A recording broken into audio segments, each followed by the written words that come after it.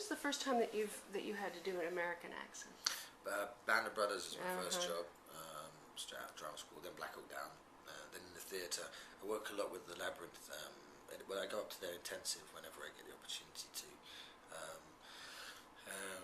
Brett C. Leonard and Stephen Adigigis, Philip Seymour Hoffman, and people like that. I work theatre-wise, and they're exclusively American, aren't they? So So you had to do that. So the trick here was for an Aussie and a Brit to come together and be convincing as brothers and fighters. And I mean, was that combination of challenges a bit much for you at the beginning? Yeah, I didn't think I could do it. It was entirely overwhelming. Yeah, I mean, there's like you said, there's a triple transformation. There's a physical, there's a psychological, cultural, obviously, and then there's literally just the accent. Do you know what I mean? So it's one thing to sound like an American. It's another thing to culturally understand American working class, Pittsburgh working class culture. It's impossible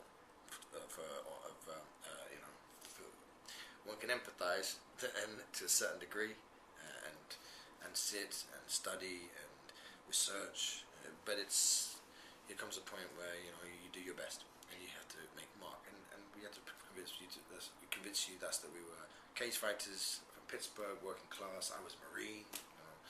It was something that had our work cut out for us, and but you how do you eat an elephant? Mouthful by mouthful. Well, it was a good thing that O'Connor was an American, and Nolte too. So did Nolte become a touch point for you? Yes, and they're very specific Americans. If you listen to Gavin and you listen to Nick, they both have similar cadences. They both have a very East Coast energy as well. Even though and then also if we look at the style of acting that both of them are into and directing, look at the Strasberg and the Stella Adler style of acting and the old 70s method.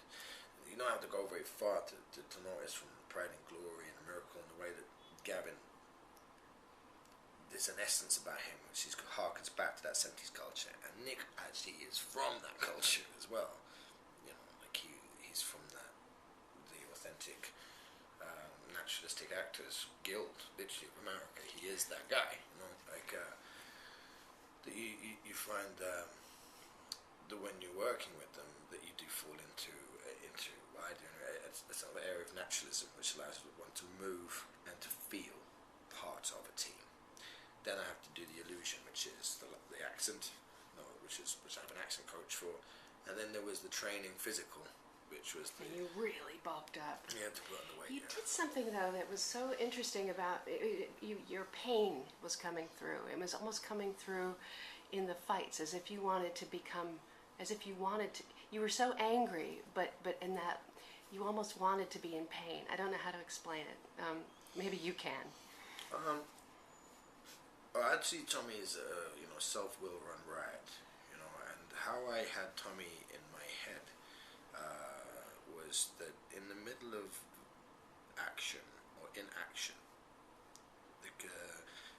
at his most violent externally, physically, he is silent in his head, and in his stillness, he has that physical action and violence going on encased in his skull. So it was just a question of playing with those two very simple opposites.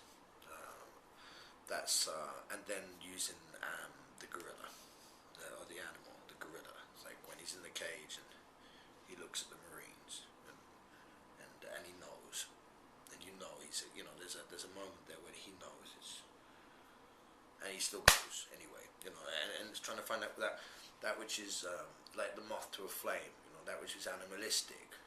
That's the difference between pain and fear and truth, and the search for truth and the purity of that.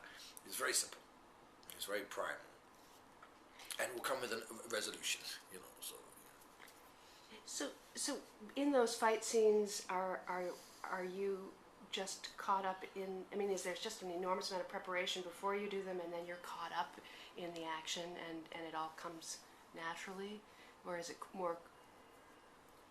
I think with the fight scenes, that everything is choreographed to the absolute letter. I mean, there's every punch, every kick, every move is choreographed. And did you get hurt? No room for yes, yeah. Joel tore his MCL. A lad called Eric, he broke a bone in his neck. I cracked a rib, tore a ligament in my right hand, and broke my little toe. We were all getting hurt, you know. It was a It fight looked film. like it. I was like this. I was a It was a complete, fight film. complete wuss. All right. So were you just shooting in Pittsburgh then? Is that where you just were on Just Dark Knight Rises, playing Bane? yeah, doing Bane in Pittsburgh. It was good to be back. It was nice to. We raffled a car the other day at the Steelers Stadium. It was just nice to say thank you to everybody in Pittsburgh because I feel like I owe that city a lot, you know. Like because Warrior was shot there. That was my first since Star Trek Nemesis. It's my first Hollywood movie in America, and it's funny that and then back with obviously Dark Knight Rises back in Pittsburgh. I feel very close to Pittsburgh. And it's good to get back with your man, Mr. Nolan, and the team. I love imagine. Yeah. So when does Fury Road get started? Well, the plan is to get on with the fury of it all in next the beginning of next year in April. And then you have Tinker Tailor. Will you be going up to Toronto for that? No, I don't think they'll let me out. When's Toronto? September. Nope. I'm working through Dark Knight Rises right through to November. And then Fury Road And then after Fury that. is April. Okay. I think. Thank you. Thank you very My much. pleasure.